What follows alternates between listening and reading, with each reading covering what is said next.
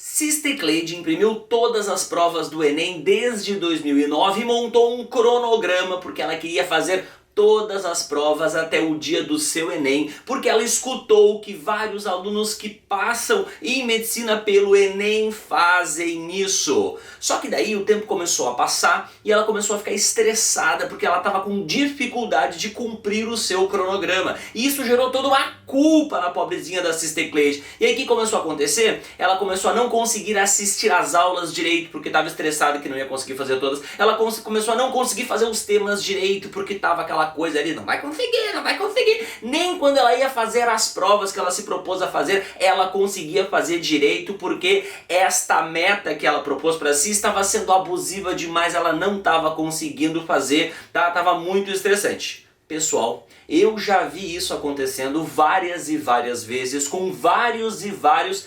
vestibulandos. Tem muito vestibulando que acha que tem que ter quantidade de provas. Gente, quanto mais quantidade de provas eu fizer, melhor preparado eu vou estar. E eu já vi, e é muito triste de ver, e eu odeio quando eu me lembro dessas coisas, né? Casos de estudantes que ficaram 3 anos fazendo Enem e a nota média das provas ficou muito parecida, ou se subiu muito pouco, tá? E eram estudantes que se dedicavam demais, que estudavam muito, mas eles talvez estivessem dedicando muitas horas, muita quantidade de estudo sem ter qualidade, tá? Estudo tem método, e tem método que dá certo e tem método que dá errado, e te digo mais, como os seres humanos são muito diferentes nas suas subjetividades, olha que momento psicológico, isso significa que um método que funciona para um, talvez não funcione para o outro. E eu quero propor nesse vídeo um método de como corrigir as provas com eficácia, de uma maneira que você vai agregar qualidade ao seu processo de fazer provas. Porque, gente, é indubitável, fazer provas antigas da prova que você deseja realizar, e especialmente quando o assunto é Enem,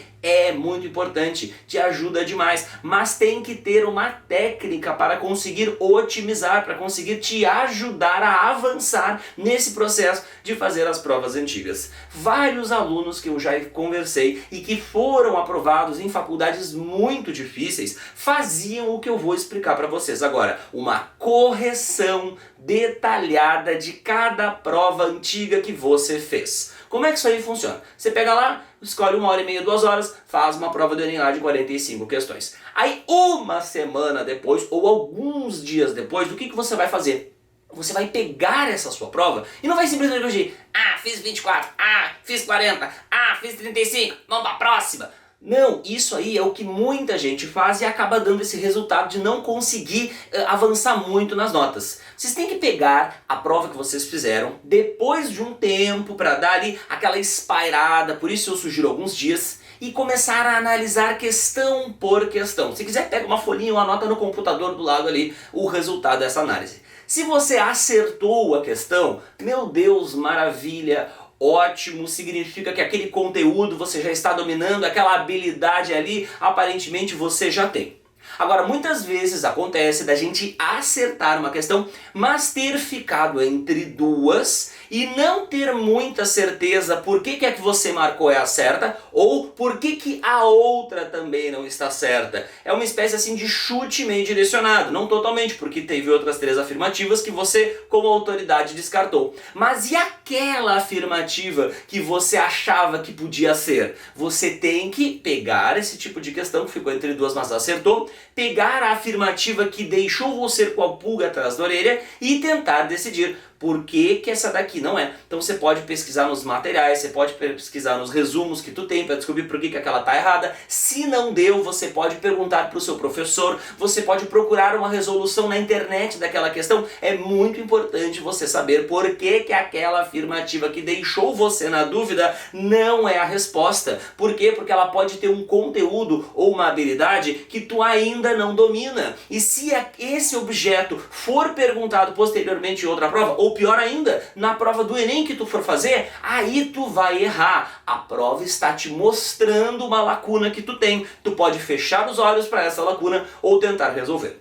Uma situação muito parecida, quando tu estiver analisando as questões lá da tua prova, é uma questão que tu errou, mas tu ficou entre duas. A lógica é a mesma. A que era a resposta, tu acabou descartando e tu acabou escolhendo uma que tu achou melhor ali, que era a que estava errada. Tem que entender, por que eu achei melhor essa daqui e ela estava errada? Qual o erro aqui? Vai pesquisar nos livros, vai pesquisar nas anotações de aula, vai falar com o teu professor, vai procurar na internet. Tem que descobrir, eu repito, não é? Esse erro tá te dizendo uma coisa que tu ainda não conseguiu conquistar, e se tu não conseguir conquistar, isso pode ser perguntado de novo, e aí tu vai errar de novo, e talvez no ano que vem tu esteja, Jesus do céu, sai pra lá, não quero, mas talvez possa acontecer, porque acontece demais, talvez ano que vem tu esteja de novo no cursinho, justamente pelo fato de não ter dado uma olhada para esses erros. E tem que ter coragem para olhar os erros, pessoal, tem que ter muita coragem, não é simples fazer isso que eu tô propondo aqui, isso mexe muito com o nosso psicológico, mas é necessário para conseguir se livrar do cursinho, vai pro erro.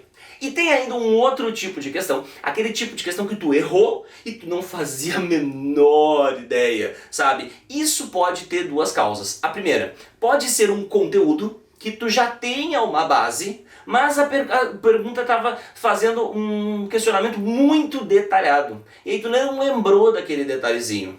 Ou pode ser, por exemplo, genética eu sou uma negação, eletromagnetismo sempre fugir. E aí nesse caso é natural que tu erre questões de conteúdos que tu não domina. Então vamos lá. Primeiro caso, se é um conteúdo que tu já tem uma base, mas tu esqueceu um detalhezinho, a questão está te dizendo, tem que revisar. É aquele tipo de revisão que tu dá uma olhada ali de 10, 15 minutos no conteúdo, faz uma lista de testes para revisar, ou assiste uma aula curtinha para revisar. Lembrei, é isso. Tá? Esse tipo de conteúdo, geralmente é um conteúdo que a gente já aprendeu, mas talvez porque a gente está há muito tempo sem contato com ele de novo, aí a gente pode esquecer alguns detalhes. E a questão, amiga, querida, ela veio ali para te dizer, presta atenção, esse conteúdinho aí, tu talvez precise dar uma revisada. Então não fica reclamando do teu erro. O teu erro ele tá te ajudando, ele tá te mostrando que tem alguma coisa que tá faltando para tu conseguir seguir subindo os degrauzinhos da escada da aprovação. E se for um conteúdo que tu errou numa prova, que é aquele que tu não sabe nada, aí tu tem que parar para pensar. Se é um conteúdo que ainda vai ser trabalhado no cursinho que tu está estudando, tu já sabe, quando chegar o dia dessa aula, tu vai ter que dar uma atenção especial se você realmente quer ficar proficiente nesse conteúdo. Mas talvez possa ser um conteúdo que já foi trabalhado nas aulas do cursinho e que tu, por N motivos, tá? Por causa das tuas subjetividades, por causa de tu ser o ser único, aquela coisa, né? Tu acabou não estudando, acabou não dando certo. Aí tu tem que parar para pensar. Esse conteúdo é um conteúdo que cai muito nas provas? Se sim, vale a pena tentar achar um horário na tua grade para tentar estudá-lo. Agora, se é um conteúdo que cai mais ou menos ou pouco, bom, faltando, sei lá, 2, 3 meses para uma prova, aí talvez seja melhor tu simplesmente abdicar desse conteúdo, rezar para Deus para não cair e vamos lá, né? Porque são muitos compromissos que a gente tem até o final do ano, tá? Então a gente muitas vezes tem que saber escolher. Tá, gente? Então, esse tipo de análise que eu tô propondo não vai fazer em 10, 15 minutos. Vai demorar 1h30, 2 horas. Mas não tem problema, porque para pensar, tu só vai estudar coisas que tu não sabe. Quantos alunos perdem 1h30, 2 horas fazendo resumos nos quais 80% daquilo que ele está escrevendo ele já sabe, ele não vai esquecer, ele vai acertar na prova e só 20% é que ele realmente precisa. Sabe? Olha o tempo que ele está perdendo. Esse tipo de análise detalhada da correção dos teus erros, ele traz muita qualidade. Por quê? Porque tu só vai estudar aqueles conteúdos, aqueles tópicos, aquelas habilidades que tu tem lacuna, que tu ainda tá fraco. Então, pessoal, essa é a proposta que eu trago para vocês, né, quando estiverem nesse processo de fazer provas antigas. Deem atenção detalhada para a correção das provas, como eu já propus. Talvez seja uma ótima ideia, uma semana fazer uma prova,